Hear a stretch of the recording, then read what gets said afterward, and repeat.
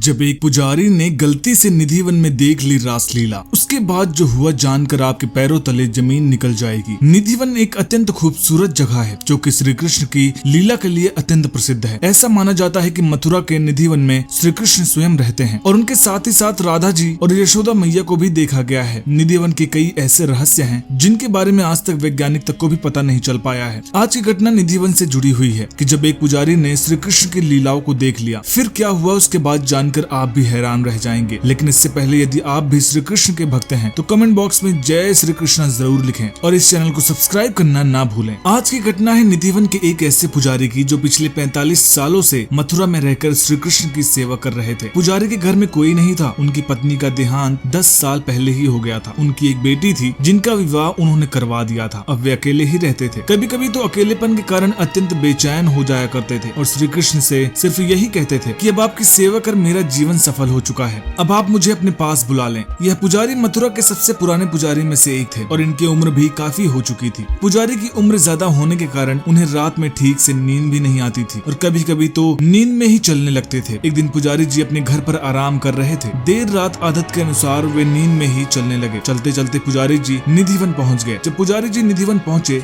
तब वहाँ उन्होंने श्री कृष्ण को रासलीला करते हुए देख लिया था। यहाँ रासलीला उसे कहते हैं जब पूर्णिमा की रात को श्री कृष्ण गोपियों के साथ खूब झूमते गाते और नाचते हैं। जब पुजारी ने देखा तो वे अत्यंत प्रसन्न हुए और खुशी से वे झूमने लगे और फिर कुछ देर बाद वे वापस अपने घर लौट आए। सुबह जब पुजारी जी उठे तो उन्हें आभास हो रहा था कि उन्होंने सपने में श्री कृष्ण को रासलीला करते हुए देखा है। उन्हें तो मालूम ही नहीं था कि वह स्वयं श्री कृष्ण के दर्शन करके आए हैं। पुजारी जी मंदिर पहुँचे। उन्होंने सभी को इस बारे में बताया और कहा कि अब उनके जीवन का मकसद खत्म हो चुका है। उन्होंने श्री कृष्ण के दर्शन कर लिए हैं और अब वह चैन से इस धरती को छोड़कर जा सकते हैं। वे अत्यंत खुश थे। उन्होंने सबसे मुलाकात की और अपने सभी शिष्यों से, सभी मथुरा वासियों से मुलाकात कर श्री कृष्ण की आखिरी बार पूजा कर वही मंदिर में उन्होंने अपना देह त्याग दिया। शास्त्रों में स्वयं देह का त्याग करना बड़ी ही खुशनसीबी मानी जाती है, क्योंकि हम मनुष्य जिस युग में जी रहे हैं यहाँ हम में अब वह शक्ति नहीं बची है कि हम स्वयं के प्राण छोड़ सके। पुजारी की सभी मनोकामना, उनकी इच्छाएं पूर्ण हो चुकी थी। उनके जीवन में भी अब कोई शेष काम नहीं बचा हुआ था। उनकी आखिरी इच्छा थी कि एक बार श्री कृष्ण के दर्शन करें और उन्होंने कर लिया था और इसलिए खुशी खुशी उन्होंने अपने प्राण त्याग कर हमेशा हमेशा के लिए श्री कृष्ण में लीन हो गए। इस घटना के बाद मथुरा में पुजारी जी की काफी चर्चा होती है। इसलिए ऐसा माना जाता है कि यदि कोई मनुष्य अपने आखिरी समय में भगवान को याद कर लेता है या भगवान का नाम ले लेता है तो उसे समृद्धि प्राप्त हो जाती है। यहाँ तक कि यदि कोई व्यक्ति अपने पूरे जीवन में गलत काम या पाप किया हो और अपने अंतिम समय में यदि भगवान का नाम ले तो उसके सारे पाप, सारी गलत काम भगवान हमेशा के लिए माफ कर देते हैं। श्री कृष्ण की लीला इतनी अपरंपार है कि वो अपने भक्तों को कभी भी किसी प्रकार का दुख नहीं देते हैं। साथ ही हमेशा किसी भी मुसीबत में यदि उनका कोई नाम लेता है तो श्री कृष्ण हमेशा उनकी मदद करने के लिए चले आते हैं। दोस्तों ये वीडियो कैसी लगी हमें कमेंट बॉक्स में जरूर बताइएगा। वीडियो पसंद आई तो वीडियो को लाइक करिएगा, शेयर करिएगा और चैनल को सब्सक्राइब करना मत भूलिएगा।